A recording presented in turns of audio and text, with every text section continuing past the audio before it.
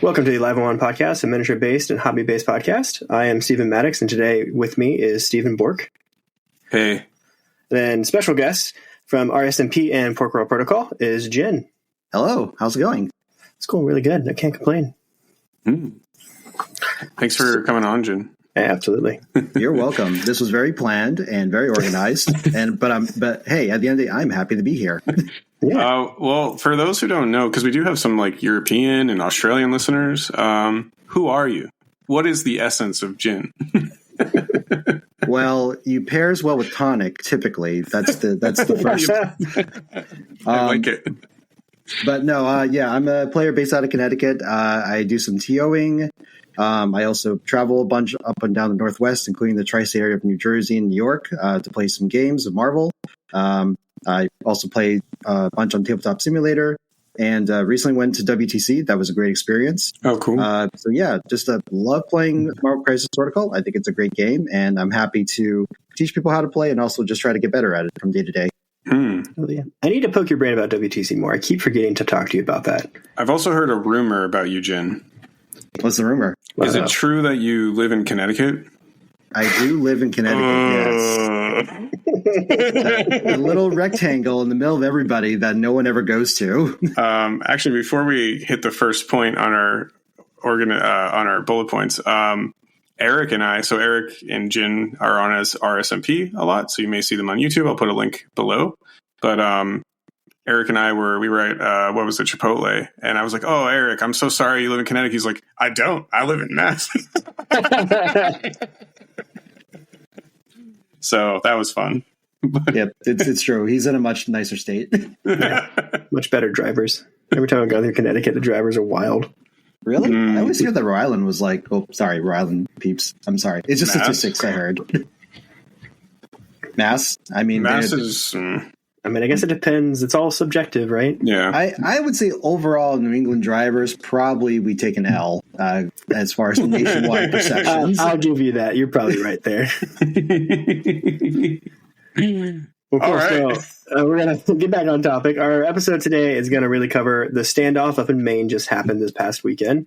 I TO'd it. Both Stephen and Jian played there. So we're going to kind of do this little recap on the standoff, and then also kind of at the end of it, just about going to tournaments, what we like to do beforehand to kind of get us ready for it, what we like to do the day of, because I got a couple little things I really like to do at the event so I can not burn out. But of course, we're live on one, so we got to start out with what kind of a live on one episodes did you have in your recent games? Jian, do you want to go first? Sure. I actually went back up for more games to Maine yesterday. So I got to play. Cool. Yep. Because did you get seafood? Cool. No, I didn't. I had some delicious Applebee's, and okay. Just very colloquial locals. That's what we're known for. Yeah, Applebee's. But no, it was a good time. I got to hang out with a bunch of folks. Steve M and I got to play an actual game, just a regular game, no cameras or anything. So that was nice. He kicked my butt. Yeah, but you were trying stuff out, so yeah. But part of that game, I think we got Legacy Virus, and it was a D-shaped map. I think it was Cosmic, I want to say. Yeah, and at the very end, I think we crescendoed to finally me having all three Legacy Viruses, and I think Miles was left on one because you couldn't quite fish him off on his injured side. Yep. And then you shot Toad, but then he slipperied away, which gave him the perfect position because he had 4 power to grab 2 more viruses onto him and assemble the virus to win the game. Which was always very hype. I love exploring Toad with the virus. It's so much fun. I really enjoy it because you also could have just double moved Toad onto a point and scored out and won. But you're like, no, I got to assemble this virus and score by big points. You gotta you're not wrong. You got to do it. Oh my God, that's so sweaty. Jian, you're developing quite the reputation for pores wide open.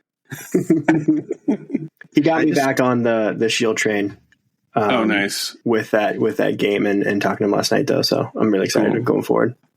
Yeah. Yep. We'll jump into that, I think, too. But staying on a live on one, Stephen, this is for both of us kind of, so you can describe it because I barely remember. All right. So day 2 at Standoff, we played an event where everyone who was not in the top 8, we played an event where we used the one-shot cards for terrain. because Atomic Mass Game had sent us a bunch of the actual one-shots printed out for us. So most people were playing on dumpsters you can interact with, but the big one was cars. You could interact with cars and get in them and drive long, and you can run people over and do 1 damage. So I think it was round 1, wasn't it? I think it was round 1. I go with maybe it was round 2 actually. I go with Rhino on my left flank. I attack. I go round 2, so I could then place onto the back of him. Rhino then gets out, gets in a car, and drives over 3 people, killing Shang-Chi, who was alive on 1 in round 2. It was great. It was so much fun. I want to take a quick side note. I've talked a lot about this often. That high octane mission is a blast. It's so much fun. Yeah, without any, all jokes aside, it is so much fun. It's just an interact. The dumpster pairing is actually pretty nice because the dumpsters are a little random. So you could theoretically get the power to like kind of interact twice, which is what you want because you can like hop in cars and hop across the board. Mm-hmm. I played a different game. No alive on 1 here, but Shang-Chi ended up pushing someone from their deployment zone like back. Yeah, like ran all the way across after that. Yeah. That was so much fun. But anyways, if you haven't given that one shot a try, and if you're really bored with the game too, and you're like, oh, this sucks, I keep playing Thor, I get it. Don't play against Thor on one shot though, because it's depressing. Yeah. But having more power is pretty impressive. Yeah. But I would agree. Those one shots were like, at first I was like, I'm not super interested in these. I don't really care. But after like playing them, they're really fun, I have to say. Yeah, especially high octane, because you can Vin Diesel your way around the board. I was going to say, what if you just threw all 3 cars in the Thor, just by driving into them? That would ruin the game, Jin. That's super sweaty. Again. We also played it so the excavators counted as a car. So I think we had 1, 2, 3, 4. We had like 6 cars on the board. So like no matter where you were, and then certain points just ended up with like 3 cars on top of them as we're all trying to get over. I think I tried to move block with the cars at one point. Yeah, you did. That's right. Yeah. I'm just saying, Stephen. Vin Diesel could kill Thor with a car. He could probably. I totally agree. So good times. All right, moving on. How about hobby catch up? You guys do any hobby stuff recently? Well, I've been soliciting people to paint my models for me. That's been my most recent hobby venture. No, my backlog's kind of getting kind of ridiculous. Some of my boxes have been delayed. So like, the things I was jazzed to paint, I just like, they've been delayed by 3 weeks. So this will be like all the backlog all the way through November has just been catching up. So I've been reaching out to artists, but that's been my hobby. But I think my intention is I do want to paint the monster box myself. And I'm going to try, the keyword try, to try to do some Darkstalkers inspired paint schemes. I think that fighting game series was very fun. And they had some very colorful, very comic booky coloring for the characters. So I'm going to give it a try. I think that would work good for the monsters, so they stand out more, because otherwise it's very like muted color schemes on them. I think so. Yeah, some bright oranges and yellows and stuff like that. Yeah. So and some bright hair. I think that would be nice to make them pop out a little bit more. Yeah. Steven, I'm assuming you have not done anything because you're in school. I did before the tournament, so that's only been a week. Yeah, that's right. Yeah. You had to paint everything for that. Yeah, I also haven't been on here on our own podcast for like a month, so welcome back to me. But no, I did. I painted all the New Mutants. I even had Black Dwarf painted. I didn't bring him, but I finished him with the same kind of paint scheme. So who did I finish up? The last week was Magic, Taskmaster, and Kitty. So that was last week. So. Oh, and I guess we should say also you came in second in the best single figure for painting there. Yeah, next judged time by Goobertown Hobbies first. Actually. Next time, I'm making sure of it. It was fun and funny though, because we were walking around when we were doing best squad. I did 2 events. I did best squad and then best individually painted. I did best squad day 1 and best individually painted because Goobertown Hobbies came up and helped us judge it. And day 1, I was walking around with Dave, the guy running the 40K thing, looking at people's squads, and he was funny because he picked up your stuff. You're like, you can tell this guy played 40K. This is very grimdark because it was very like dark compared to other people, but I think it definitely made you stand out, which was kind of cool. Yeah, that's a bummer because I like that aesthetic. That's why I paint like that. But I think it looks great. Yeah, I know. I got so many compliments over the weekend, which has never happened at a tournament for me. So shows when you put a little bit of effort in, it can go a long way. But for those who don't know, Grimdark style is like a lot of shading, and then I do a lot of what do you call that? Like building up the colors. So I'll shade really, really heavily and then build up. Yeah, and like they stay kind of darker, except for especially like in your lower light areas. But then your highlights do pop up really bright. Yeah, and I do a lot of edge highlighting on them too. To like really bright to kind of contrast. But I painted terrain before Standoff. That was fun. Let me tell you. Nice. That sucks. Yep. The Hydro Tank was kind of fun. I just dry brushed it, so it wasn't just straight black. And then I did pigment powders onto the treads. Cool. Like it kind of ran through dirt because it's sitting on the Mars base by iWargame mat. So I wanted to kind of have like a rusty red dirt into its tracks, and so it actually just makes it stand out more, which I like it. But cool. Wasn't very fun to paint, I won't lie. Since Jin talked about his next models you want to paint too, and because I'm really into painting right now, even though I don't have too much time to do it, what are you planning on painting next? For me, I have a couple thoughts. I'm going to I have Dracula's Tomb and the Monsters. So the part of me is like, ooh, Everwinter's coming up. That's got a painting kind of thing with it. Maybe I pivot to painting the whole Dracula Tomb. Oh, you're working on a competition piece too, right, for that? Yeah. And then I have my competition piece as well. And no, I'm not like, I waited too long, so I'm no longer in love with it. And so now I'm just like, I might pivot off. MCP wise, though, I'm just kind of filling my backlog a little bit. I have nothing super crazy in the books. Cool. Yeah. And then Jen, you need to get your Baron Zemo 1 painted up. Oh, man. It makes me laugh every time I say, like, that guy's been out for 5 years now. Yeah, but so surprisingly enough, like he actually was not in my list until very recently, actually. It wasn't until post WTC I started putting him in my webs list, like earnestly. Until then, it was actually Deadpool. That was my 3-slot of choice until then. Oh, okay. Cool. That movie. Did the reroll bubble just went out for you? What was it? I think what it was is that I through a series of games, I realized that I wanted to pick up extracts with Deadpool early, but it's too scary to do that because he's only 4 health on his front side. Yeah. So he ends up dropping his extract like kind of early. So I have to rethink like what I want to do with that particular slot. So the reroll bubble sort of came back in, and like, you know, Master Swordsman when you unlock skulls under Miles is just ridiculous, right, guys? Yeah, so that's fair. We're just trying that a little bit. And the current list, as both of you guys have saw, has like a shield pivot. So I think the Invaders reroll bubble is enhanced by having another reroll bubble like in there at the moment. So that makes a lot of sense. Yeah. Well, cool. I think we can skip life catch up. It's basically been Standoff, and that's all I've been really thinking about doing recently. And that's what the whole episode's about, unless you guys have fun life events you want to talk about. I will say, for those who want to play me on TTS, I'm wide open December 13th. So just ping me. I will be double or triple booking. So just that day. It's a limited time only engagement. It'll be 1 month only. I will be playing a lot, so I'm at least enter a lottery to play Stephen at. You don't need a lottery. I'm like a cheap whore in this respect. So, like, I'm never sleeping. We're just playing all week. I'm just gonna have an IV tube with like applesauce as you're just like applesauce and cocaine. Strict diet. Good stuff.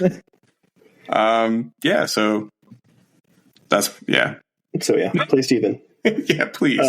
Upcoming events, we still got one coming up. Everwinter's coming up January 3rd through 5th. It's over 50 players, which is awesome. I have to say, I'm really excited for it.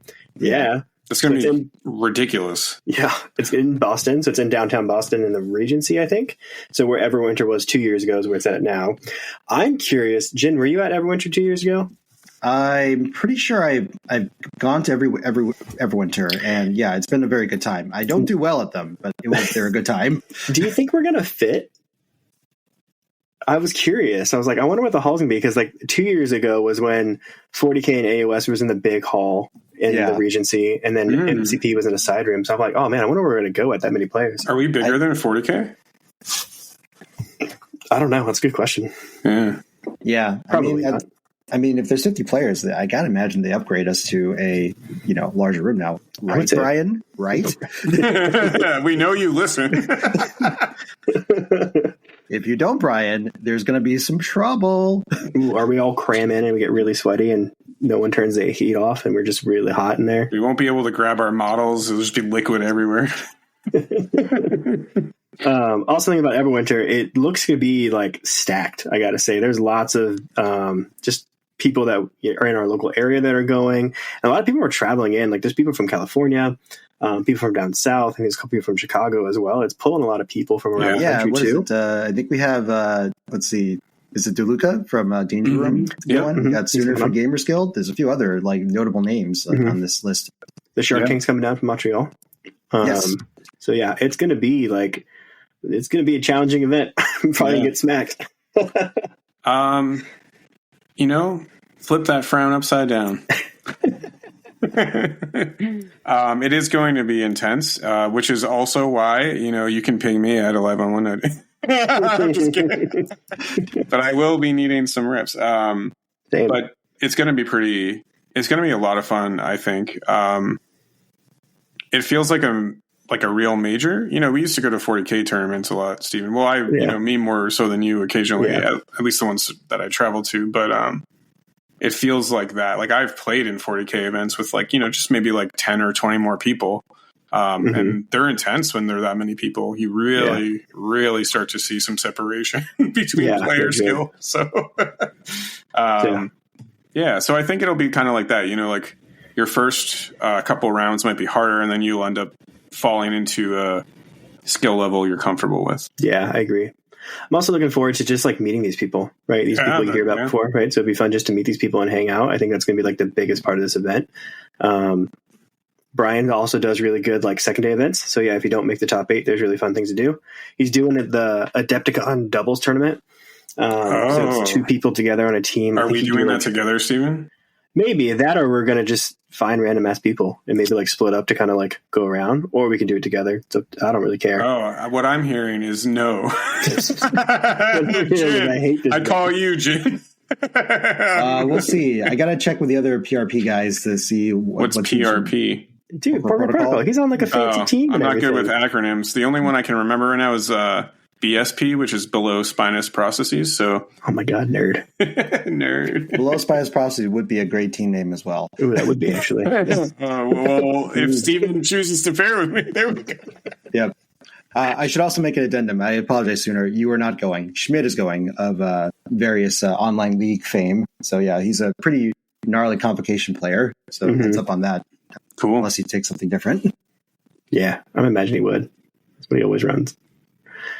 But I'm looking forward to it. It's going to be a really fun event. You should go. I panicked today because I realized I wasn't off work that day. But now I have off work that day, thankfully. There's only 2 tickets left, too, for our listeners. So, Yeah, get on it. Yeah, it's a waiting list at the moment. So I think you got to message Brian, and he'll put you on the waiting list, and he'll go through the order as people decide if they can go or not. I have been bugging Brian to just say, hey, just get it as big as possible. But I'm sure it actually comes down to the event space itself, not so much us. Well, it's not all our hearts and wants and needs only. Like we can just, materialize a 64 player like space. Hey, 80. We have 3x3 mats. You can squeeze in pretty tight. That's true. That would be miserable. Yeah, it would be obnoxious. Okay, so go to Everwinter. Do it. Well, 3 of us will all be there. It's gonna be a good time. Nick will also be there. Her other podcast. Maybe we'll try to do. Maybe we'll try to do like a live the night of some kind of recording. I won't have school, so I can do whatever that night. Yeah, we should. Yeah, like a live recording with whoever. Maybe another podcast. That'd be kind of cool. Like a couple podcasts. Actually, we probably do a couple. Yeah, it'd be very cool. That's a good idea. We should do that. You have no shortage of people that have been on podcasts according to this event. So nice. You can just like throw a die somewhere and you'll probably hit somebody that's been on a podcast. Probably, yeah. On that event. Time to up that Longshanks rating, guys. It matters so much, the fake internet number. Hey, for the record, I am number 3 in New Mutants, so just saying. Because I'm like 3 people who took them to more than one tournament. Anyway, so yeah, we'll dive into our topic tonight because we know that's what you all want to hear. Standoff recap. So I know you ran it, Stephen. So I'll just do a little introduction because from a player perspective. So for next year, Portland is awesome. I'm kind of sad we didn't get to explore it, or I didn't get to explore it that much. Just because like we were going to record an episode and then, long story short, it didn't happen. But my mic got locked in the actual playroom. Yeah. And so I couldn't get to it. But it's in Portland. If you haven't been to Portland, Maine, it's a beautiful city. I haven't really been there. I went to one barbecue restaurant. But I do know from, I live in the New England area. Everyone talks about Portland. It's a great place to go. So if you're... go ahead, Jen. Yes. Yeah, no, I'll just say that we did manage to go out for dinner one evening. So it was me, Eric, Josh off from RSMP, and also Caleb from our local Connecticut scene. The four of us went to go get some clam chowder at Gilbert's Chowder House in downtown Portland, I want to say. Yeah, it's an old port. So you guys are right near the water, yeah. Yeah, I will say that as far as being a lifelong New Englander, that might be the best clam chowder I've ever had, actually. Yeah. So, like, I am jonesing to go back there at some point. It was delicious. Yeah, place is real good. Yeah. So next year, come, but it'll probably be around the same time, so November. Yeah, it's always November. It's usually the third weekend in November. It all depends on the schedule, but for sure we're doing it next year. And yeah, it'll be again probably third week in November. Cool. Cool. And then I guess Steven, since now that I'm like as a player, it was great to go up there. Pretty local drive for anyone, even if you're like from New York or something, to get up there. So consider it, or Montreal. Those guys. So. Yeah, come on down next year. But anyways, now you can kind of get a discussion because Jen and I technically played. Yeah. So it was a fun event. One thing I try to do with this event, just for people who are interested, I really try to make prize support not just for winners. And I try to have a nice variety of prize support. I feel like I did a pretty good job. I'm going to pat myself on the back there. I don't know about you guys. You did. Steven, you did. I mean, I even won something, and I did pretty terribly. So... I won nothing, but I was very impressed with the prize support. You won the opportunity to come on this podcast, so I mean... There you go. That's true. Yeah, I gave you winners. I gave you monster promo cards, right? You did, yes. So I thank you for that. Yeah. No, the prize pool was very, like, it was a great bevy of, like, different, like, types of items and stuff like that. Mm-hmm. And I think you also, like, did a bingo thing, which I really appreciate to keep people, like, engaged. Yeah, that's our main thing. So, like, I have a little bingo sheet for doing stupid stuff during the games. And this, luckily between Nick and I, we had a bunch of comics. So all the bingo winning prizes were just different comics of all variety of stuff. A good time. So yeah, I think first thing, do you guys want? Here a little side note. Do we want to go and talk about your games first, or do you want to talk about like the stats of it? I kind of want to talk about the stats of the event first. Yeah, let's do that. Unless you're like jiving to talk about what you did. So the first thing I thought was really funny for Standoff. It was a 19-player event, but the top 8 cut the next day. Did you guys? I don't know if you peeked at the stats already, but the number 1 played faction made me laugh when I saw it. What's the number 1 faction? It's Mephisto's Legion of the Lost. Hype. And it had the most number of games played at 9 too. I was like, what the heck? Right? And then you scroll down, and Mephisto was the 4th most taken character. Oh yeah, I had him in my list. Yeah, right. I was like, what the hell is going on here? I thought that was pretty cool. Something like different to see, right? Brand new model. I think he had been out a week. Yeah, he came out the 7th, I think, right? So I had to pick him up early week. So I could put him in my list. Yeah. So I love seeing that. A lot of monsters were played. Werewolf by Night was number 6. I think Encanto was number 8. So yeah, lots of monsters there. So it was really cool, like a lot of new stuff. And then like Beta Ray Bill is always something that's like way up there in the count. But he was. You want to guess where he was at?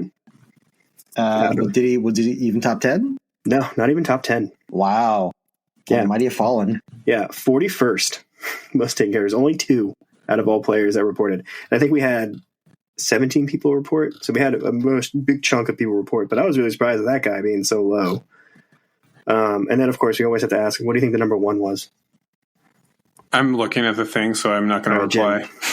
I'm going to say that Shang-Chi is so in vogue right now that he's like the dude. He was number 2. He's number 2? Yeah. Come on. You had him on your list if it helps narrow it down. Yeah, everyone brings, especially because there's lots of monsters and he's Midnight Sun affiliated. Oh, it's Wong, isn't it? Good old Wongers. Yeah. Everyone's got to bring him. Man, I still can't believe there's Wong haters out there. Like, poo-poo, you guys. Like, those guys. He needs a nerf. He's pretty good. He just like for a 2-threat, he's really basic. He just does what you want. He like turns on the rest of your team. He's a great like. I mean, he's the only like really healing too is really piece. nice for pretty much every team. Yeah. So yeah, kind of going forward with Tactics cards, it's kind of what you think. Actually, this one's not very exciting. Brace is number 1 by a lot because I think everyone basically brought it. Yep. Everyone but 2, according to this. And then Recal is next. Survival is 3rd. Have you guys played that much recently or played into it much? I use it, and I feel like half the time I use it badly. So it's calling out the time to use it. I think that's the most that's the hardest thing. I agree. I will say though, putting survival on Toad when he holds an extract is actually really funny. Yeah, that's a good play for it because you have to drop your extract, right? But if they don't go into Toad, like they ignore him. He just picks up his thing again, just be on his merry way.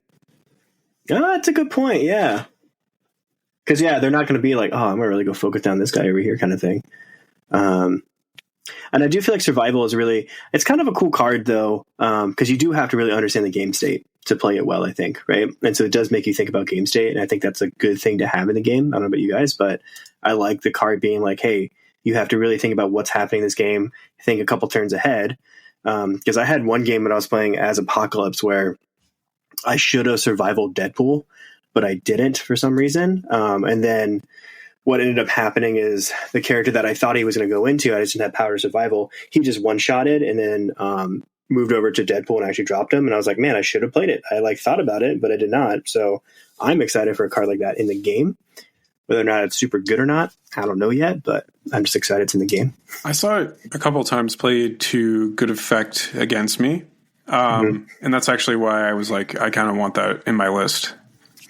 There's one time with Midnight Suns, it's really good for Blade, I think. I actually do think that very genuinely that when Blade's in a tough spot, you survival him before he activates. Because even if you're not doing anything mission related, if he's close by, it's 2 free 5 dice attacks with bleed. It's not no slouch, I guess. Not to say that Blade isn't attacks on that faction, but it is like a useful play for him because you can like kind of make him a little bit more survivable than he normally is. So I find that preserving so the more I play it, at least this is my own personal like Web Warriors bias, is the fact that I think it's great on small threat models because like the power tax isn't as bad. When I'm starting to think like if I needed to survival, let's say, I don't know, Apocalypse, not that he ever would need it, but if you did, like he's left with really nothing like afterwards to do anything, So, but 2-threat, 3 threats, and maybe 4 threats like Blade, yeah. Dynamo, I think Dynamo would be a good candidate because he just generates so much power. True, yeah. Maybe. Steven, try that out and let me know. Maybe. I think the best ones still are the Hero for Hire cards or Frankenstein's Monster, where you can still bodyguard with them and they don't take damage. Yeah.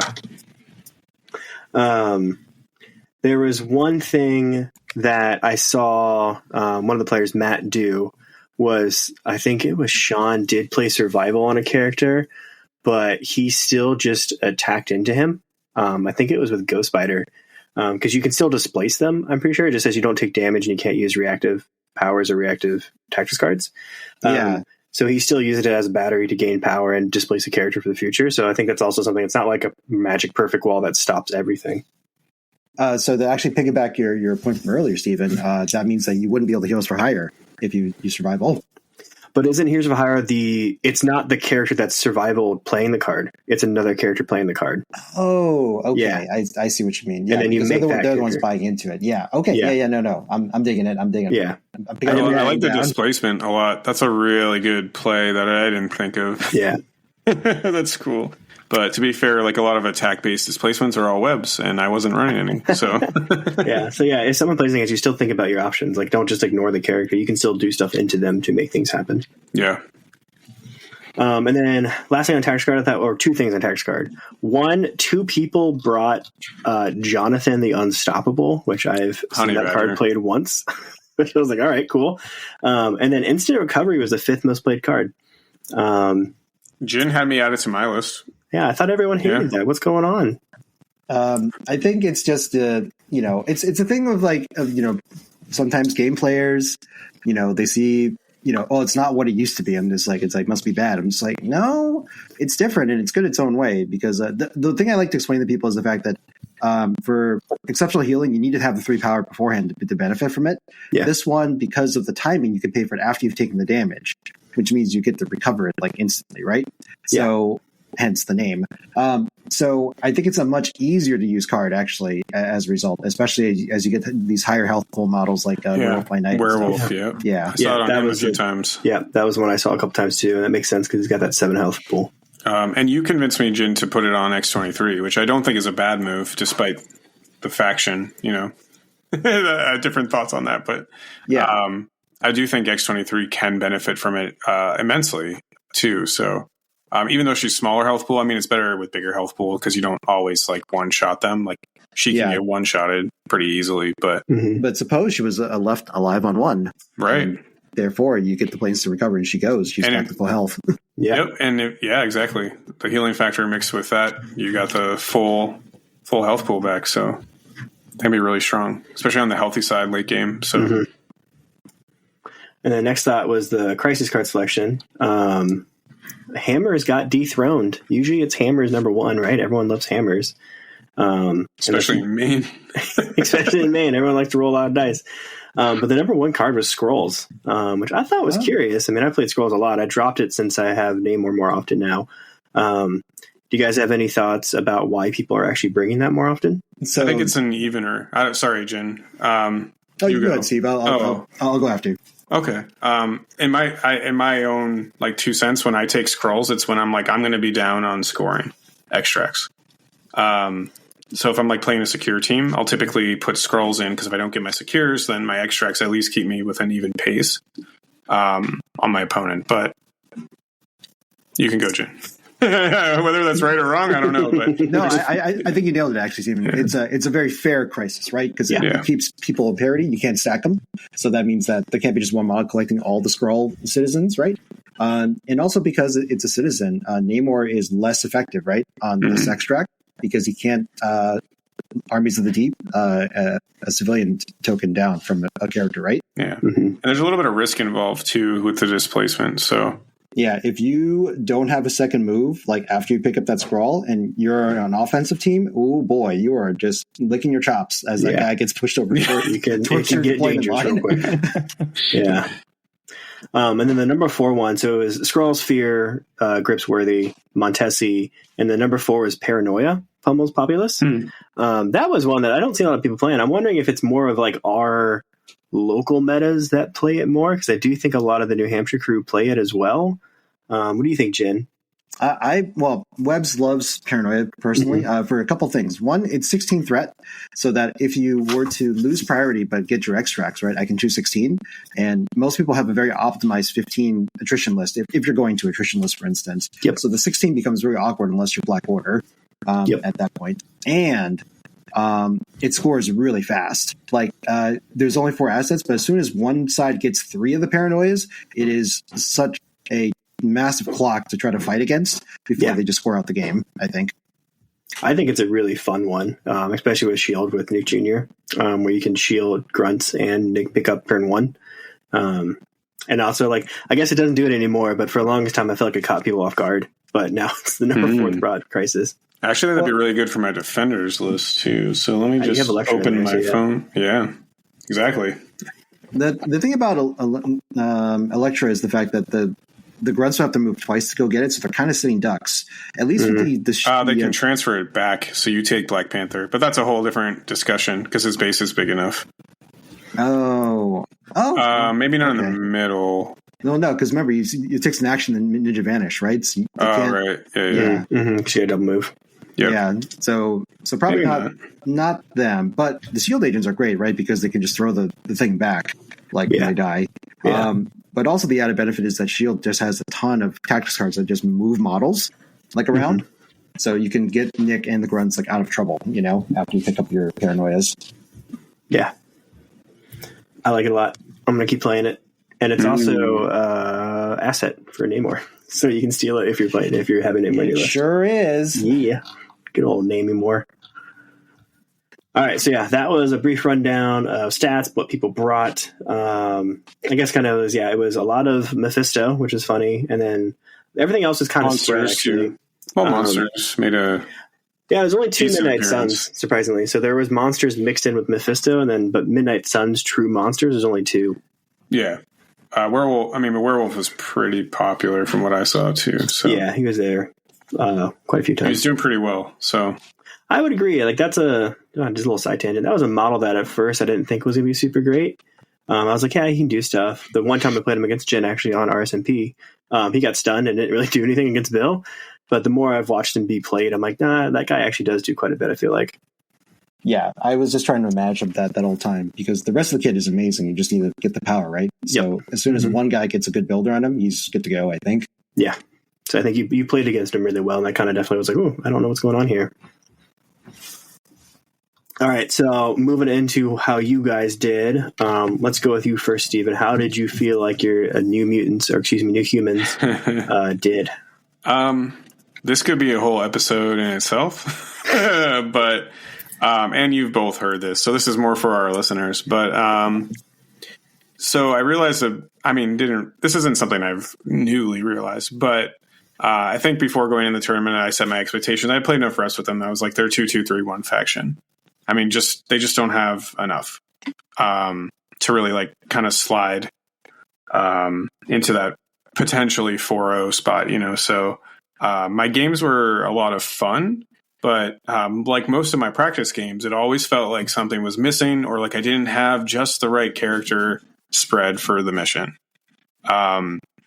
Because each character, I think on its own or splashed, is like really good. Like we've been talking. Pre-episode, we were talking about putting Sunspot in like a X-Force list, which he would thrive in from the rerolls and all this stuff, and Cable's displacement. He is the only, actually, while we're on that note, he is the only piece that feels like the leadership actually plays into his rules. But he's the only one. Yeah, I would agree with that. I think the rest of you guys, like Warlock doesn't want to move up very much. Magic doesn't want to move up very much because she's so fragile. I feel like Sunspot does because he's got the flare tokens on him. Yeah, and so throughout my games too, because I like wild stuff, and so I was trying this for a long time, like very committed. I was like, I want to run new mutants, and I'm going to make them work.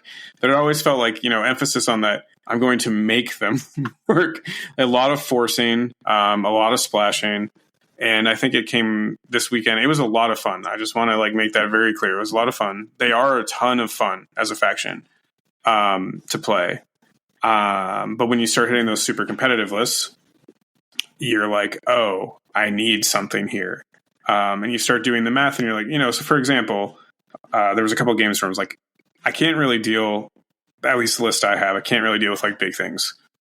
That well. I have to limbo step journey through limbo them away.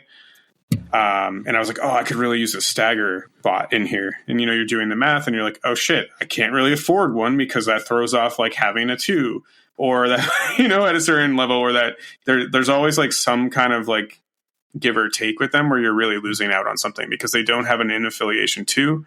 And they don't have a steal in affiliation. Well, they do technically, but it's really fucking bad. Yeah, it's not great. It's not good when your steal's dependent on a wild. Yeah. You need something more. They don't have any reliability in the mission plane. And I think the teleport mechanic is a mission plane mechanic, for secures. So, and it does it is very good when you get it going off. I know, Stephen, we played a game where I was just kind of experimenting. I was teleporting back and forth on an EMAP. But again, Gamma, you're going to run right now, again, this competitive thing, you're going to run into the new Thor probably on Gamma. You're going to get aced by him. Every character will die. He can, when he's in the middle, more than reliably, he can just one-shot someone. 2 people if he has both of his attacks. So I'm going to interrupt you. Unless you're Jin last night, because that guy just demolished a Thor in the middle. Oh, nice. That's good to hear, actually. Whistle noises. Yeah. A little morale booster there, but also don't give Thor a car. Moral of the story. But no, it was a lot of fun. I think that it raised some. They're not issues. They're just more like sometimes I think you have to expect something from certain factions, right?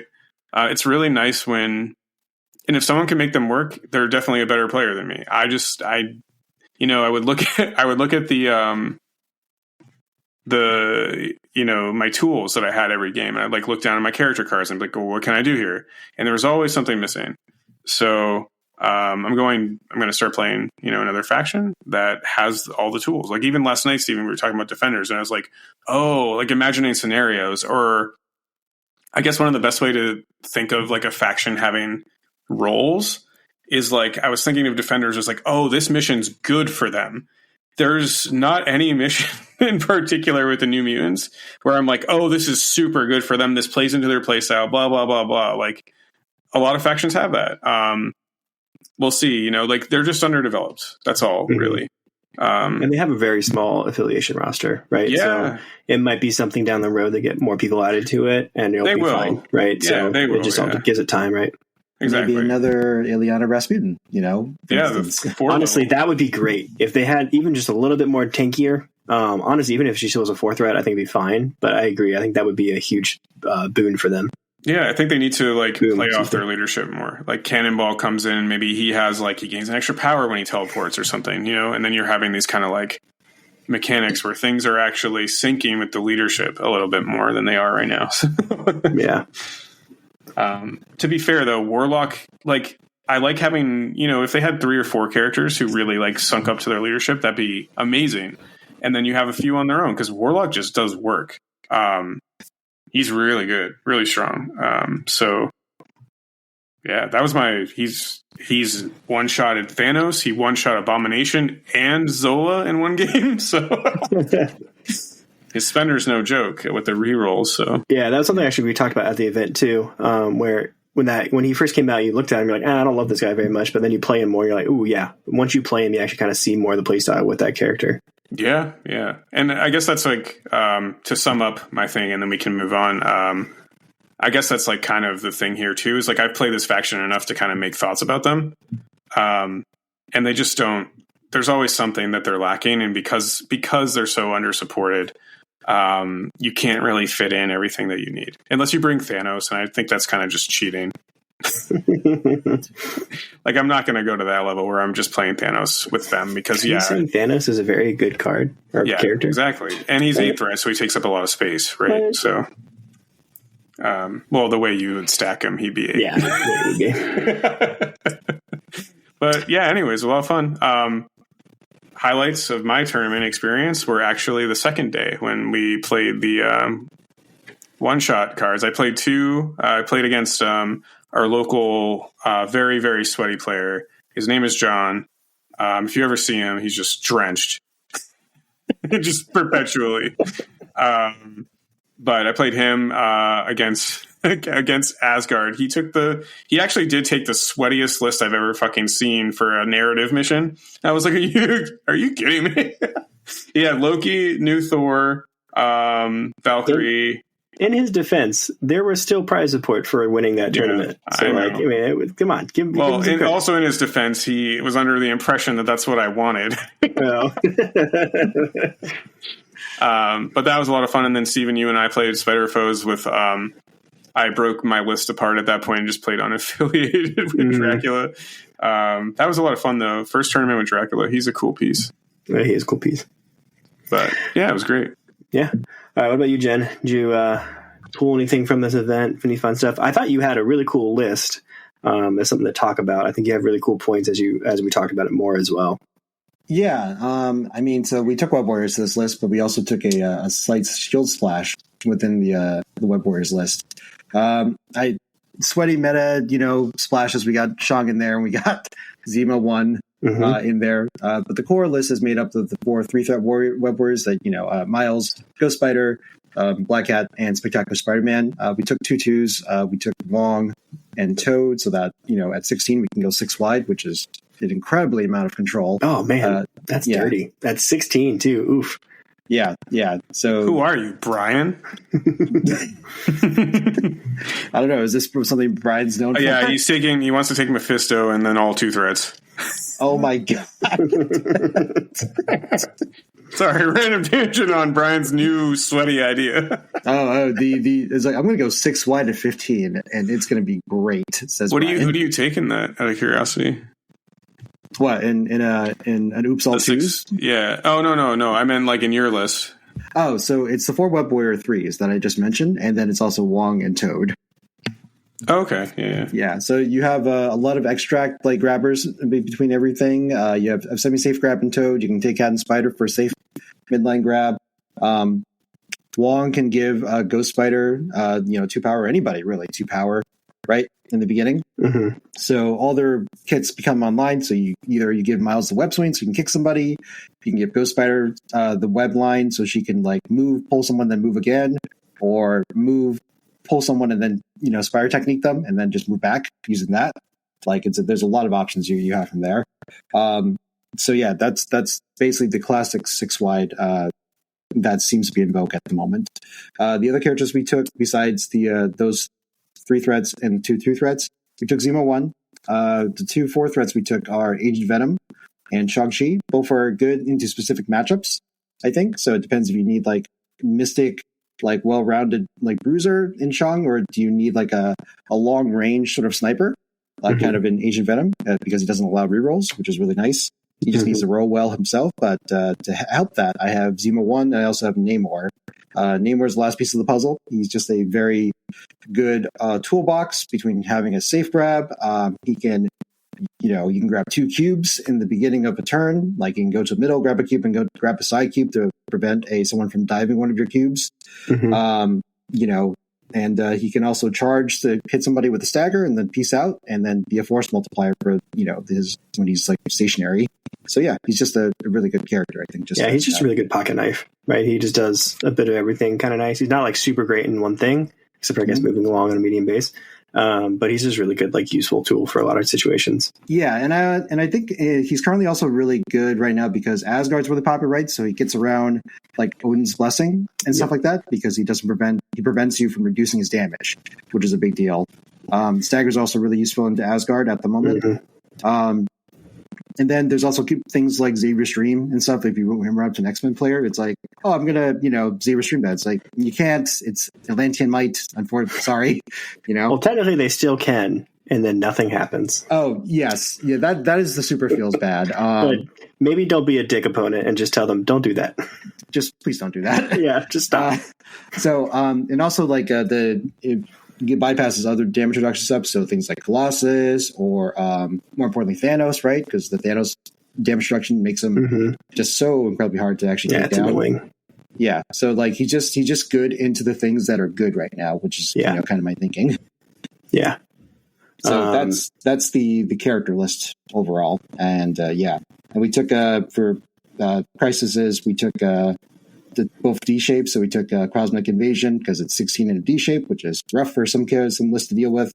Riot Sparks Extremis because if you're a scenario team, just keeping your guys alive is really annoying for some people to sort of deal with. That mission is so annoying playing against webs and they're just healing nonstop. I'm like, oh my god, it's so obnoxious. Yeah, every health you need to shave off of webs is so punishing because it's like they get so many rerolls to sort of preserve that HP per. Yeah, it's rough. And then you got Superpower Scoundrels, right? So cover for everybody. And then this is where I think characters like Ghost Spider and any displacement models like really shine because they, there's 5 secure points. You can just pull people off of the points, right? And if you're not wide enough, they can just kind of run away with stuff like pretty quickly. And then because you have Namor, the crises we took for extracts are Fear Grips, Cubes, and Paranoia. They're all assets, and they all score very, very high.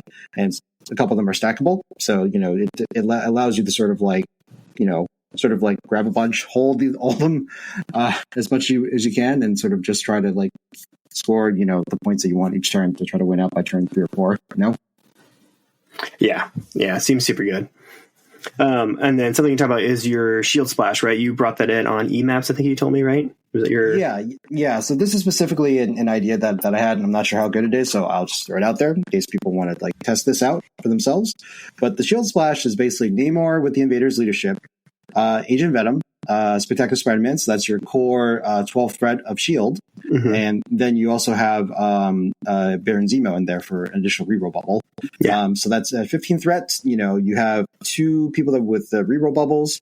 So under like an invader's like leadership, okay, if you have a person that's benefiting from both bubbles, that means skulls are unlocked because you're within 2 of somebody. And your offense and defensive rerolls have at least 2 just from the auras per.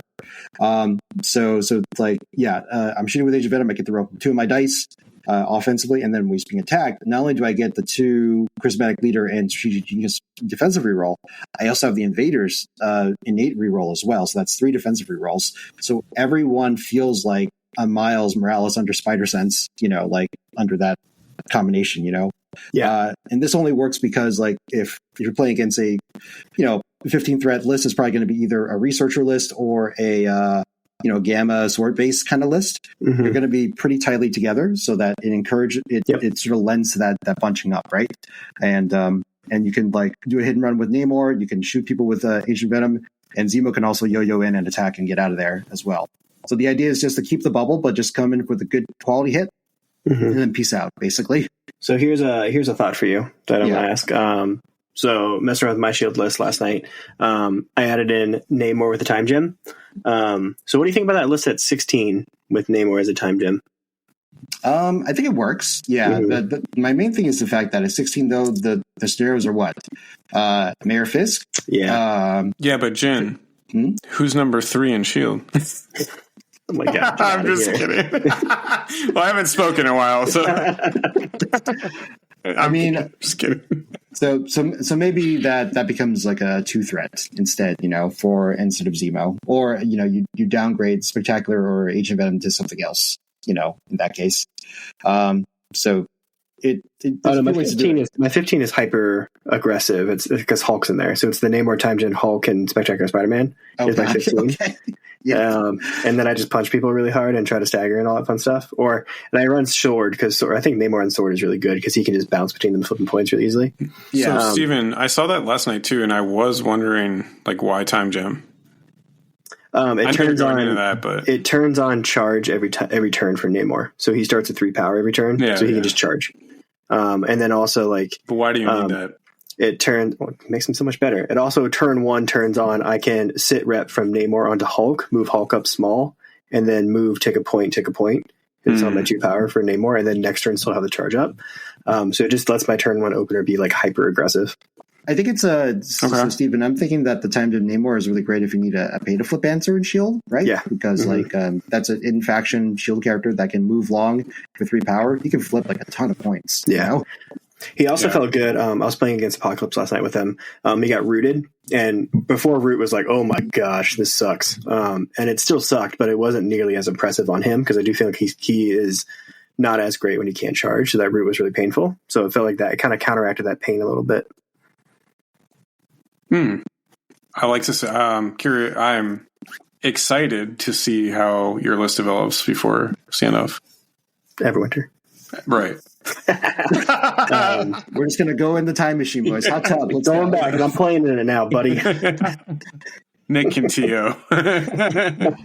Yeah. So the only reason my configuration is what it is because it's a splash within the webs list because we have Agent Venom and Spectacular Spider-Man. But for you, Steven, since you have a dedicated shield list, you have a lot more flexibility in like what you want to run. So 6-point Namor can work just fine, I think. Yeah, and I like that core 6.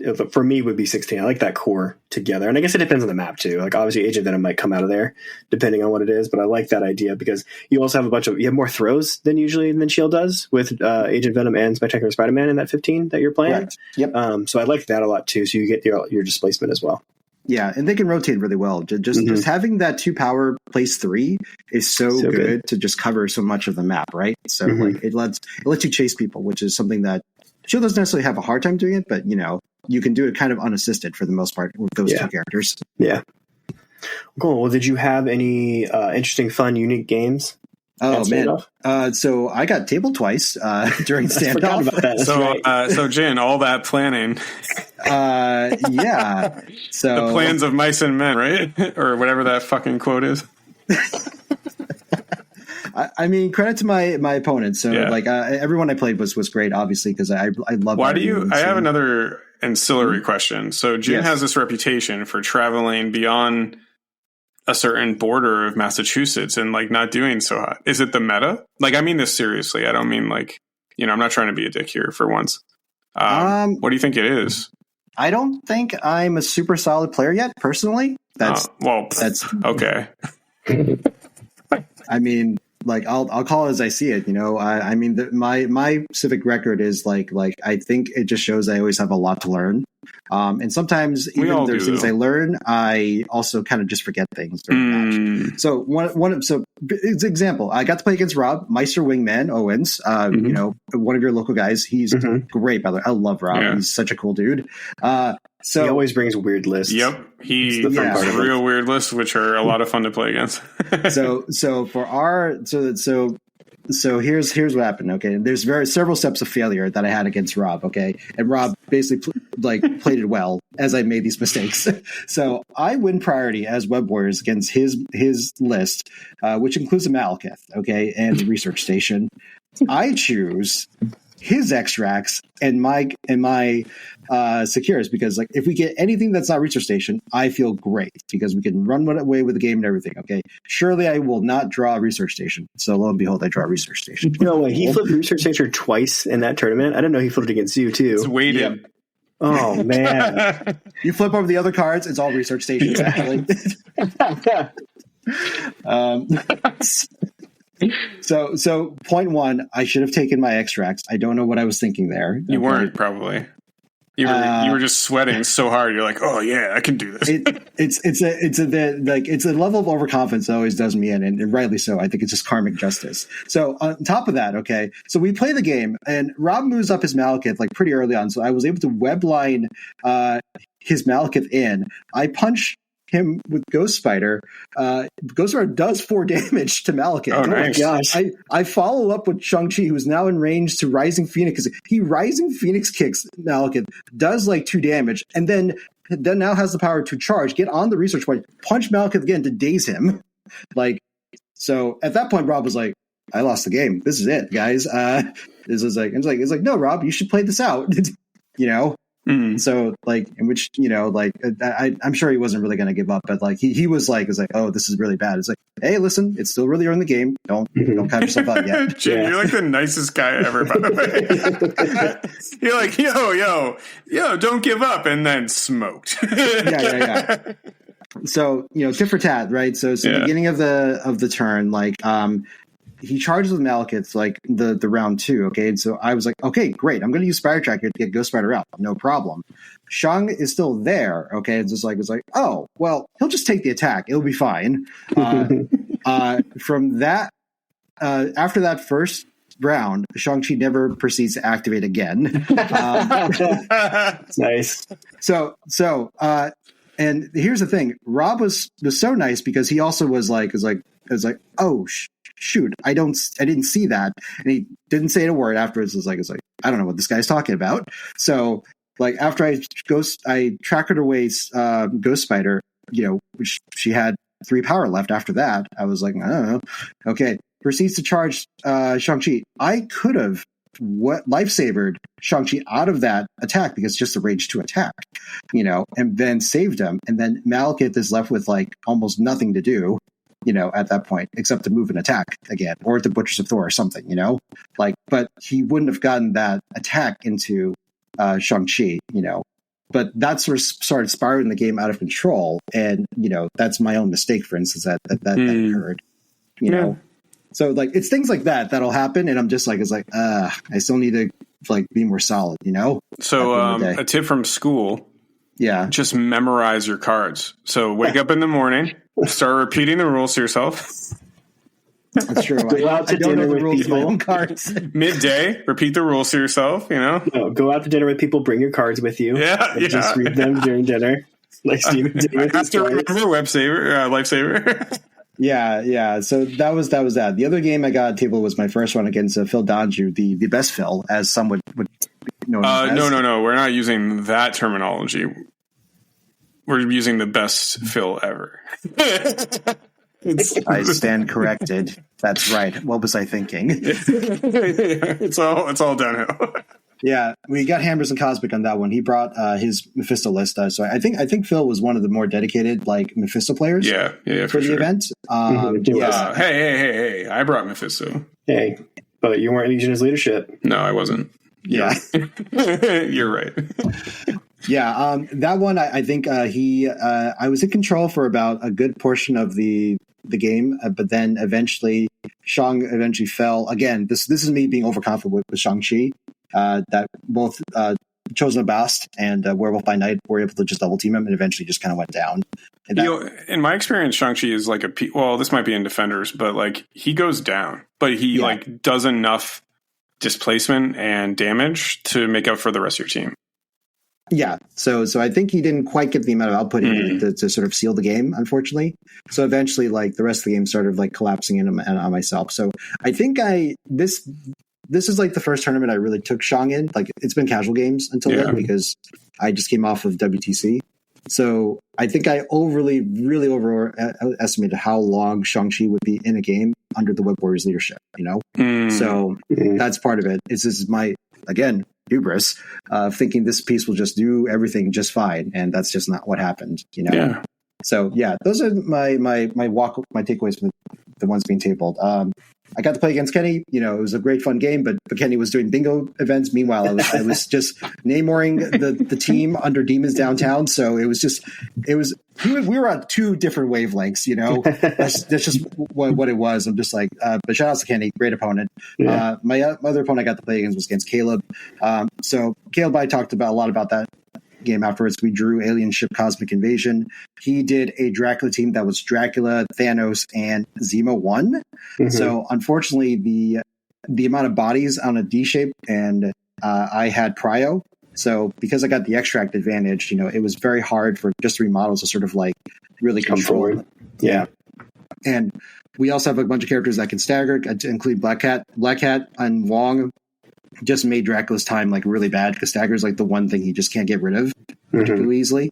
As we talked about, I think Stephen before, and he also couldn't spike into Black Cat even with the 7-die attack, so he kept healing her back up with Wong. So it was just like he was just trapped in this Black Cat like tar pit like for the entire game. So it was a rough time for Caleb. That does sound rough. Yeah, it's like that's just rough to go into webs with that tool set. So we talked about that back to. It's like Thanos probably in a Thralls of Dracula should have been like 2-3 threats and a 2 threat, I think, and that game would have been a lot more tight, I think, if we were to replay it again. You know, but because he's got good fundamentals. It's just that he really likes like the large characters. So we're trying to, try to just mentally persuade him just to like, I have an idea. More.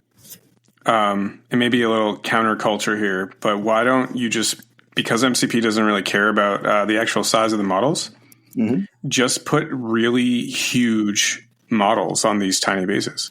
Oh, that's a great idea. We should. That's true. That would do it. Be like, look how big Toad is.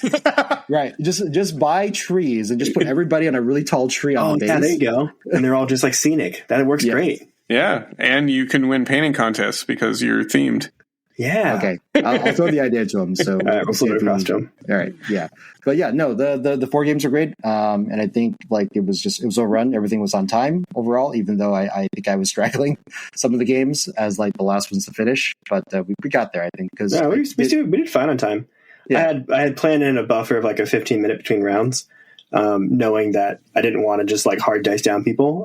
And it worked out in most rounds, I got to say. I got to say too, Stephen, on that end as well, that like I love the 2-hour, they're basically 2-hour rounds because it had that kind of like local tournament feeling with like more people, so that's a really cool, unique thing that I don't want you to take away.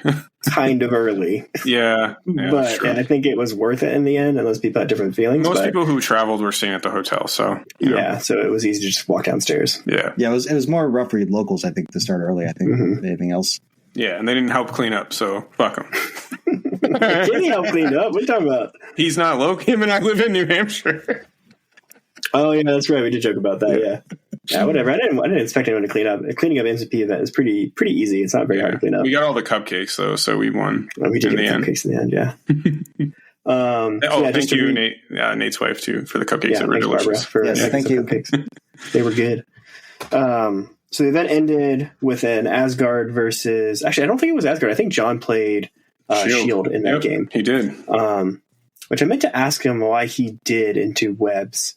Jen, do you have any thoughts about Asgard versus Shield into you? Which one do you feel a little more scared with? I think it would depend on the crisis layout. So what did they get for a crisis? Scoundrels, I think. Scoundrels? It looks like one of the spread out ones. Here, I can pull it up real quick. That was just from like a glance. But I'm not sure positive. And he runs Shield with like Lady Thor often in it, is what he does. It was Paranoia and Infinity Formula. So it was that's a B map? Yeah. Paranoia and Infinity Formula. Yeah, so it's a V map, and you got the ones across. So Infinity Formula is probably the worst thing I think like John could have drawn in that case. I think so too. Webs, like, they thrive on that additional power, right? Because it just like gives them so many options. Mm-hmm. I'm gonna have to say that so it's a fast scoring extract, and I think what maybe John was thinking was that Fury, right? You got Paranoia, so we were just talking about how Fury is like pretty solid. Oh, that's true. Mm-hmm. Yeah. So I think that's probably what he was thinking of. The problem is that like I'm going to assume that like Matt was able to go much wider than John could, right? So that means that he was. It looks like that when I looked over. Yeah, and who had priority? Who did have priority? We all did. Is the star? John had priority. Oh, ooh, okay, yeah. So it was up to him to try to like make sure he didn't lose out on the.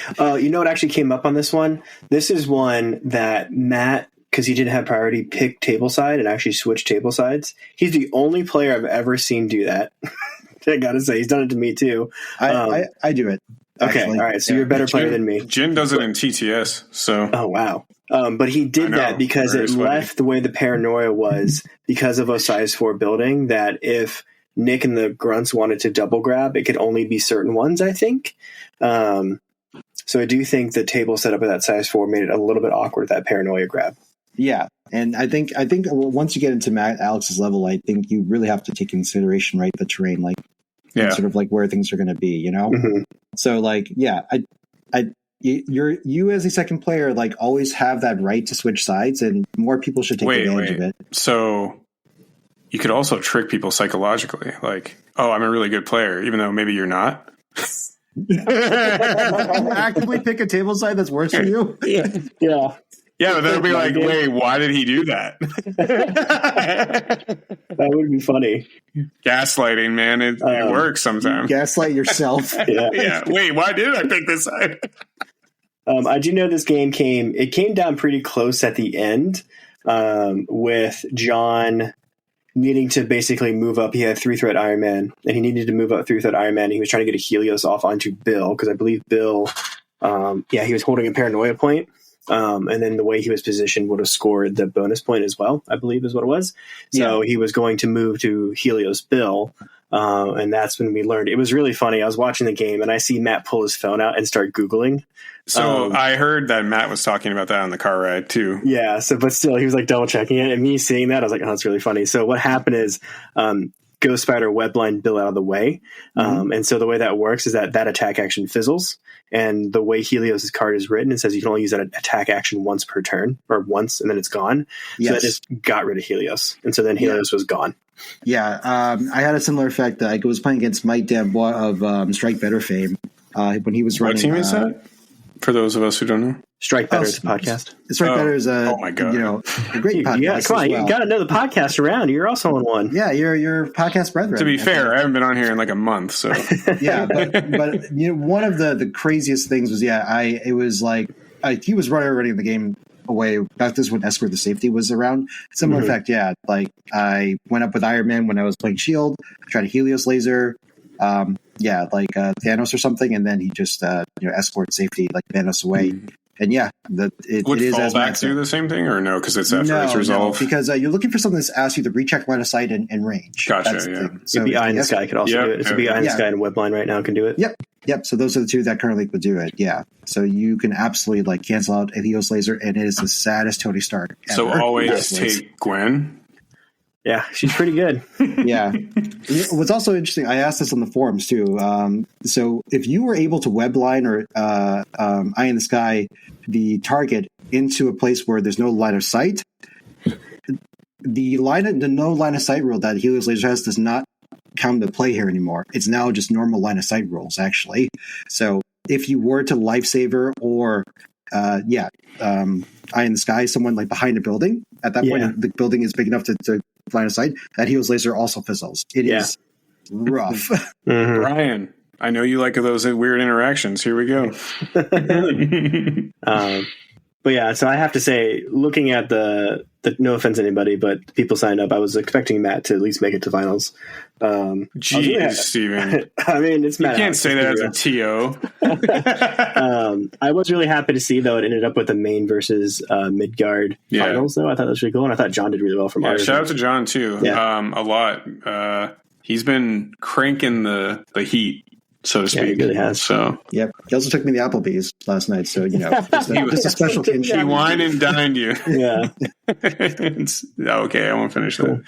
Well, I know I say let's go a little bit long unless you guys have something to do, just because we haven't recorded in a while, because I do want to kind of cap up like ideas that you guys have or things you do for tournament prep. I mean, Jen and I may be playing after this, but fair enough. I always go all night anyway. Yep. Okay, so fun fact too, since we're going longer, I barely get in games now. It's really hard for me. But another point of Jin being a stand-up guy, I texted him at 11, and I was like, I need to get games in. Yeah. And he's like, okay, we stay up till 5. Oh my gosh.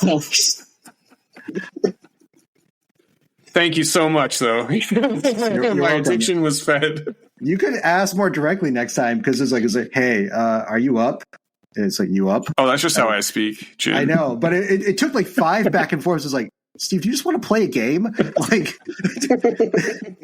Nice. I didn't want to interrupt, I don't know, any late night things that were going on in Connecticut. My 11 o'clock rituals. 11 night rituals. I don't know what you people do down there in Connecticut, but drive badly, obviously. Oh, geez. All right. That was good. That was great. Well, good. I'll watch after you guys are done when you're playing. How about that? Oh, cool. I'll just be the awkward guy in the corner. I mean, I have tried to get Steven to go on TTS so many times. I think I'm doing it this weekend. I have a big drive to want to play now going to Everwinter, so I'll probably try it out this Plus, weekend. remember, December 13th, you were talking about taking days off from work. We can just sit on our computers and bust out 6 games. You could, yeah. You're right. It's a very useful tool, I got to say, to get practice. Yeah. I just got to commit to it. All right, so tournaments. Do you guys have? I have a couple, and I can go first if you want. Things that you like to be prepared with for tournaments. Obviously, besides bringing your models and your cards and the stuff you need. Well, we actually should talk about our thing we talked about beforehand, because that was kind of cool for all of us. Maybe we start there. Which was preparing our boxes for travel. Oh yeah. So that's one thing is getting, because at least for tournaments for me, right? So especially when I go to Midgard, I don't bring all my models, right? That's a waste of time, right? Yeah. And I don't bring them. I mean, sometimes I'll bring my cards tucked away if people need to borrow them. I know you brought a couple of mine before, but yeah, I get my 10 models out, the 10 tactics cards. Okay, we didn't fully. Sorry, I interrupted you earlier. Now I'm going to interrupt you again. All right, go for it. Just keep doing it. How about you take it from here? No. So just for those. We're going to do a segment basically on how to prep better for a tournament. There you go. All right. So there we go. We got the title. Mm-hmm. So yeah, night before, prep all your stuff, just the 10 characters or 11 if you have grunts coming down, right? So I just have those guys out with my team pack cards, with my crisis cards, with my actual character cards, right? So that's all I'm really bringing. For me, I have an old, I think it's Secret Wars metal lunchbox from the 80s that own models of magnetized that they just fit in there. So it's really easy, smaller thing to carry. I don't have to bring a big giant carry case with me. And that way, when you're going to set up the table, you're not trying to dig through 800 cards to try to find out what you're playing. I think most people do that, or if you don't, you really should. Makes your life a lot easier. Otherwise, night before, I try to sleep well. I'm lucky that I don't have an issue with sleeping, so I can literally lay my head down and fall asleep in 5 minutes. So I try to get a good night rest beforehand, which is pretty straightforward. For those who have sleeping issues, what I try to because I do. Yeah. I know Jin does. Yeah. I mean, we stay up till 5 a.m. playing games. Whoopsies. But I think I always try to deprive myself of sleep the day before so that I can go to bed early. The day before the day before, okay. I mean. I see what you're saying. Yeah. Yeah, that's not a bad idea. That's a good solution, I guess. Other things I pack to bring down is I do think it's important to have like tokens, right?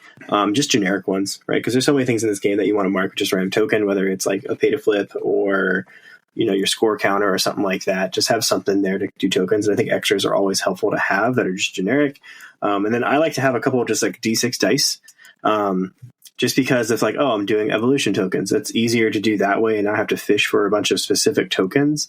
If you don't want to take the time like fishing for stuff, I think it's a little bit easier that way, but up to you. I don't know you guys, but I think the most important thing for a tournament is drinking water. Yeah.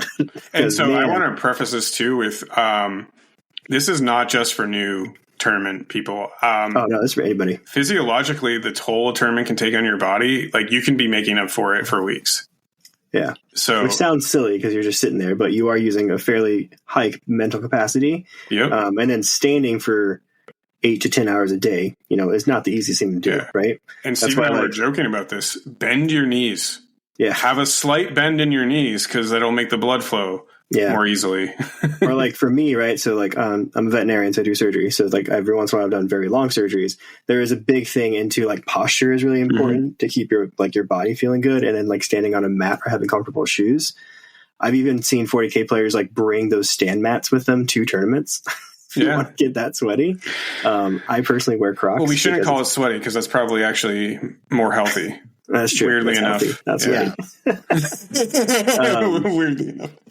But yeah, I think drinking water, preparing to stand. What's the joke that Rob has? Like you sit round 1 to stand round 3, right? So you sit in your earlier games to be able to stand up and focus in later games where you need to think more. Yeah. And do some neck tilts. So like there's some stretches. If you're ever at a tournament with me, I can like teach people, but even just a simple like up and down rotation or up and down and then side to side can have, because we're really looking down all the time. Most of the tables are usually pretty low. And that I know for me, at least playing 40K, the biggest thing was like days after the tournament, your neck and upper back just kill. Yeah. So make sure you're keeping that kind of loose. Because we're not all spring chickens anymore. Most of us are in our, 20s, 30s. Late 30s, 40, hinging on 40. So you gotta be careful. Yeah. Yeah. Just remember to take care of yourself. That's the most thing, right? You have the fun, but also make sure you treat your body well. Right at the end of the day. So I subscribe to everything that's part between the two stands. Yeah. I drink a fair amount of caffeine. Vet school fucked up my body with caffeine. So I have a really high tolerance for it. I try to space it out though. Like I don't try to like crush it coffee after coffee after coffee. Yeah. I try to space it out for the later rounds where I think I need it the most. And then another side thing I do with that as well to kind of like prep myself for more long-term thing is I always try to eat a light lunch. Like I know Steven did this for you when we went to Ironweld. I just bring adult Lunchables, like little charcuterie board things. Because like some people like to go out lunch and if you want to go out and hang out with people, by all means do that. But if I eat a whole bunch and then I'm like really full and all my blood supply is going to my GI tract to help digestion, I'm not focused on that game. I'm tired, bloated, right? Yeah. So it happens for a lot of people. That's like round 3 in MCP, and you're just like, Yeah. And now it just keeps me going a lot easier. And then also I don't have to worry about like, oh crap, okay, I have an hour for lunch. I have to try to go find somewhere to get lunch, order it, eat it, come back in time for the next round to start. If I have it with me, I don't have to like rush through or worry about anything like that. I just can sit there and kind of rest and, not think about anything right then. Yeah. I like that. I mean, I don't do that personally. I usually eat like the biggest lunch I can. But from experience... From a 2-2 player? Hey. Wow. that was just mean. I'm right there with you.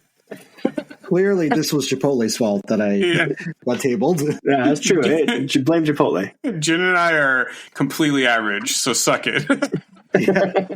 Just a couple of average dudes doing average things. We'll probably play the game way too much to be average, but yeah. Anyways, that's a cool tip.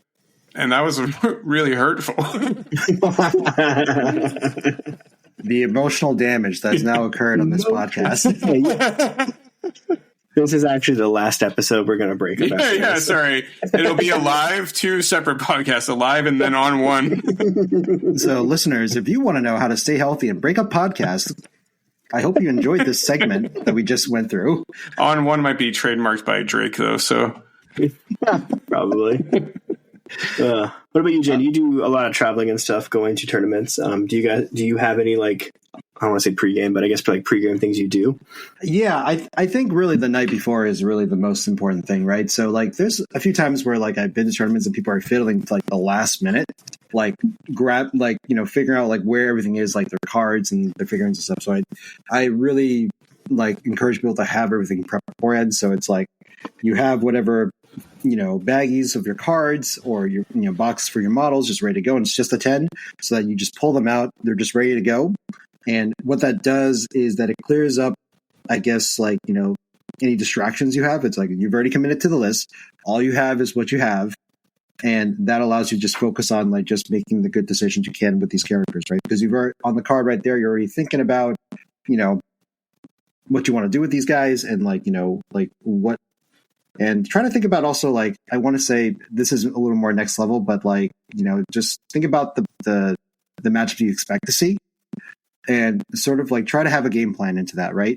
And this is not the morning of, like, this is more like the night before, basically. Just like have a conversation with others, like, you know, if you need to talk it out, you know, and not seem like a crazy person to your significant other, you know, just, you know, think about like, what do I need to do against Asgard? If I expect to see a lot of Asgard, if Matt Alex is coming there, I could get pattern in the Matt Alex, so I need to have a webs plan, right? At that point. You got to bring like, Clone Saga. Yeah. Oh my God. Yeah. Maddox brought Clone Saga. I was like, it's like, ew, just like pulling on my collar here. Like that could be bad.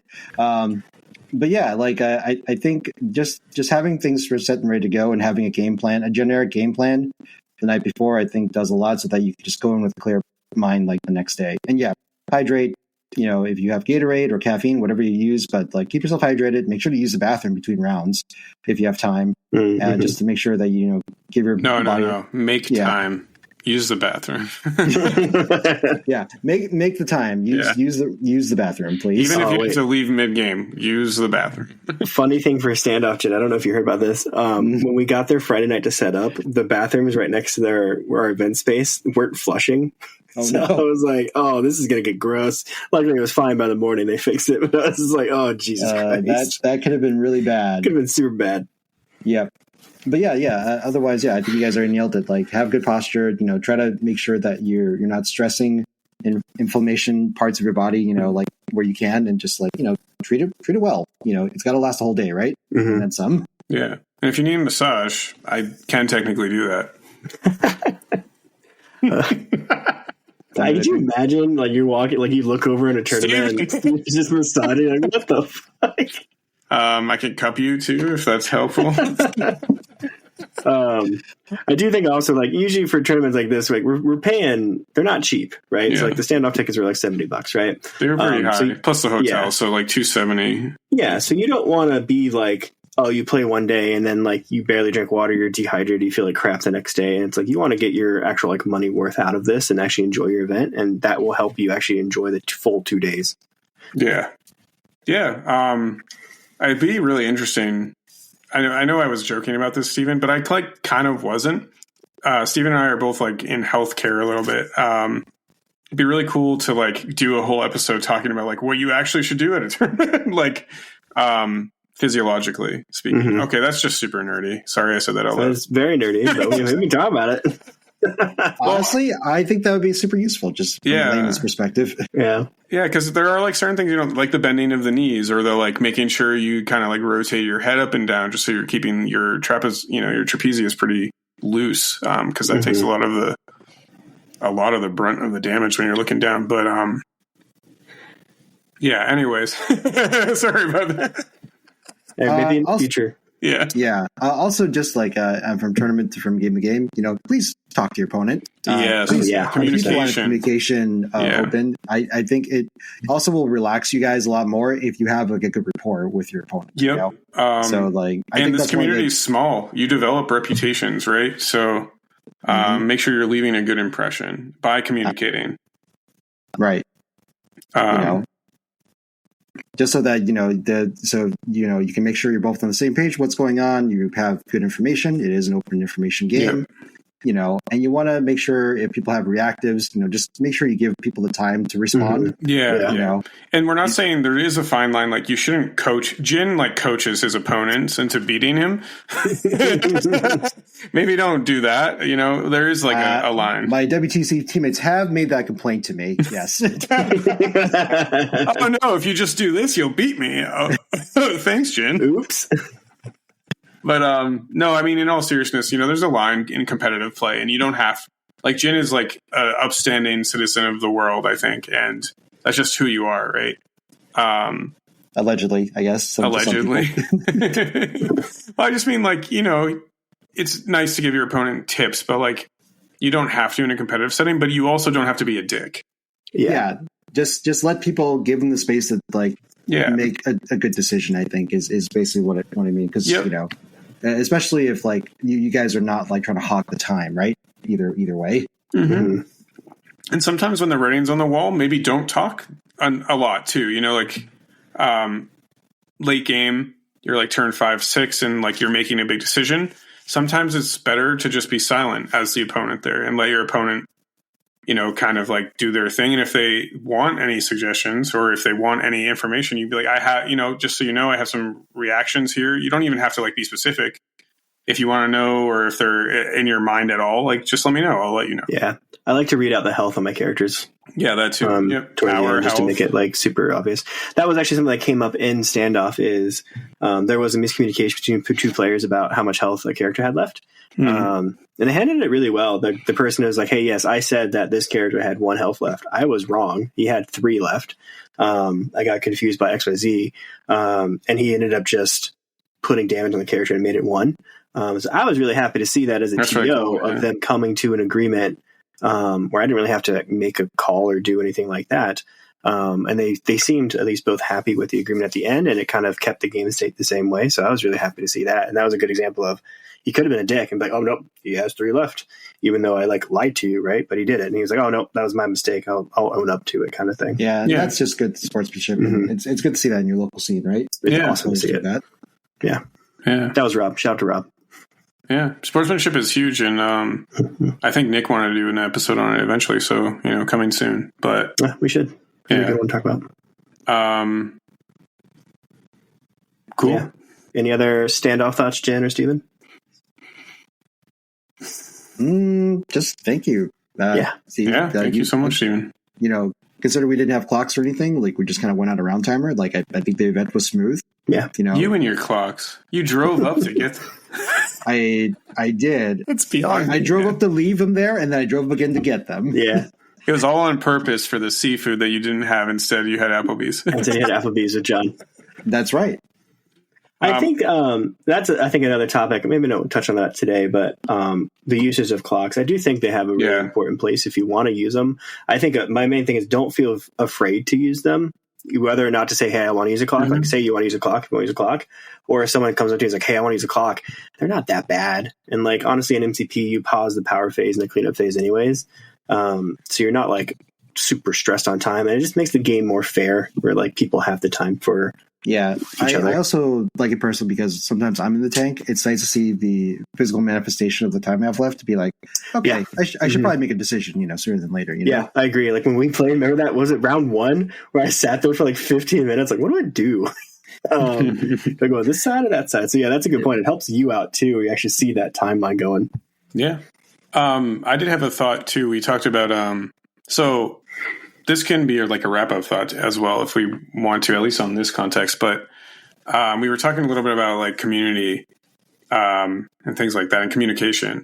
So I will say so if Standoff was a really good example of this, I think. So, we've been going to Midgard tournaments, and Jen, you're kind of auxiliaried into this because of also the stuff that we've all done with RSMP. Mm-hmm. But after, we all had really good communication with the Midgard folk, all the Maine folk and Midgard folk. And, right after the tournament, everyone was just getting along. It felt as a collective group, there was a lot of closeness happening. So now, mm-hmm. even this week, we've been talking to each other a little bit more. it's like really cool to see. So you have these good interactions. Everyone's having a good time. At the end of the day, like these tournaments are about having a good time. They're not about beating your opponent to the ground, right? Mm-hmm. Yeah. It's a really small community, MCP, and I think like weirdly enough, it feels like a small town almost, like rather than like 40K where you kind of get into like bigger crowd. It's not even that big, but you get into bigger crowds and there's much more people. So sometimes you play a person at a tournament, you don't see them ever again. Or you see them every once in a while, but like MCP, you really like end up playing people a lot. Yeah. And I kind of really love that. And so I guess as an overall recap, it was really cool this week to see like a lot of us all, joking, like we start to get each other's sense of humor now, even because we got to know each other a little bit better for spending a whole weekend together. So very cool. Agreed. Yeah, no, I like our doing the meta. I love everybody that's in here so far. It's really fun. Yeah. And we have some beautiful states, besides the one you live in. The shade. Oh my God. Okay, to be fair, I lived in Connecticut, so this is not just a random, random opinion. These nutmegs, I tell you. Oh, I love that Star Wars sketch. That's just a random thought. But anyways, so yeah, thank you so much for coming, Jin. Like, really, it's great to have you. Mm-hmm. Absolutely. It's great to talk to you guys. Like at the end of the day, like I think you guys are some cool dudes, and I'm happy to chill with you guys. Thank you. But we're only 2-2 players in Steven's eyes, so keep that in mind. That's true. We are big losers to Steven, Mr. Number 3 Shield. You know what? I'm going to force Brian to pair both of us into him and smash him in the ground. Everyone turn. Hey, does everyone still have the grudge matches where you can play each other round one? Oh yeah, we'll both submit you.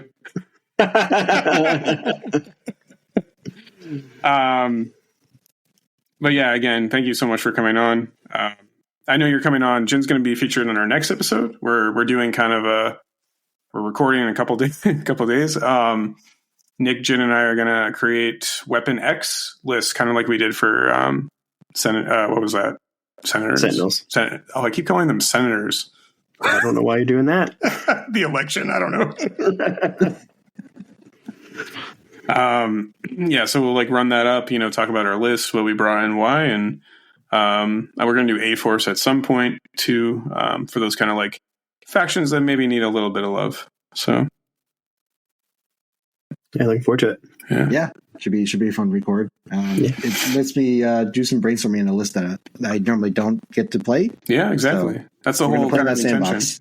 Yeah, That's actually the fun part of it. I have to say, it's really fun to do that. Where you think about the list, like, oh, I haven't played these guys. Yeah, because we don't get a lot of that. We don't get a ton of that in MCP. I think, unlike there's some really heavy list building in certain games, and we don't have that as much. So, well, yeah, listen to that. You want to send us out of here, Stephen? Cool. Let me. It's the first time I've done this in a month, so let me warm up a bit. If I can shamelessly plug as well. Oh, yes, please do. Yeah. Part of it. Yeah, you can, if you were interested in more of my musings and nonstop MCP ramblings, you can find me and RSMP Tabletop on YouTube. So go to RSMP Tabletop on YouTube. And there'll be a link below, too. Yep. And occasionally you may also find me, but for sure my teammates, on the Gamestore Guardians podcast, available on your whatever podcast program that you like, Spotify, Apple Podcasts, etc. But yeah, happy to be on Live on One, guys. It's good to see you all. And hopefully, well, I guess I'll talk to you guys in a couple days. Yeah. Yes.